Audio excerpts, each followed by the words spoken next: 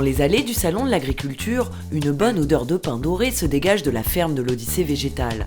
Elle provient du Fournil, où plusieurs boulangers se relaient toute la semaine pour partager leur passion. C'est la première fois que nous intervenons sur le salon pour faire une production de pain. C'est assez intéressant, ça permet d'avoir une continuité entre justement les semences, la récolte, puis on va jusqu'au produit final. Allez, c'est parti. Bientôt la dégustation. Chaque jour, ce sont plus de 200 pains qui sortent du four. La traditionnelle baguette, mais pas seulement. À partir des blés et des farines françaises, on peut donc avoir toute une variété de pains du monde qui soient fabriqués.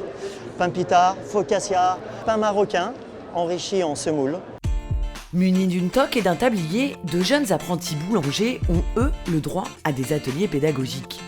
Derrière le pain, produit de consommation courante par excellence, se cache une véritable expertise, et cela dès la sélection des blés. Donc notre rôle est bien d'essayer de faire l'adéquation finalement entre les caractéristiques des variétés et l'ensemble des exigences.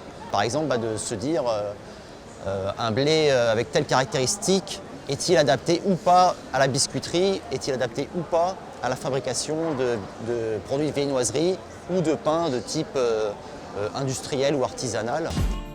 Au LEMPA de Rouen, le laboratoire de la filière boulangerie-pâtisserie, on accompagne aussi les acteurs de la filière, cette fois-ci dans la quête du bon grain pour élaborer la meilleure farine possible. On va faire un certain nombre de tests et en fonction des résultats obtenus, on va pouvoir dire si la farine est bonne sur le plan sanitaire, c'est un premier point, et ensuite décréter une utilisation dédiée de cette farine pour soit des pains type pain français, ou bien également des applications plus spécifiques comme de la viennoiserie, des pains de mie, mais aussi des utilisations pour des pays qui vont importer notre farine et nos blés. Résultat, la France reste l'un des leaders européens dans la production et l'exportation des céréales. En parcourant la France, on peut constater qu'un champ de blé sur deux est consacré à nos clients à l'étranger. Alors ces clients à l'étranger apprécient notre blé parce que nous avons la capacité à fournir une qualité régulière dans le temps. Un pain sur trois au Portugal est fabriqué avec du blé français.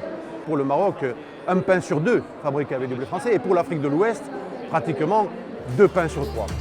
En tout, ce sont 17 à 20 millions de tonnes de blé tendre qui sont exportées chaque année.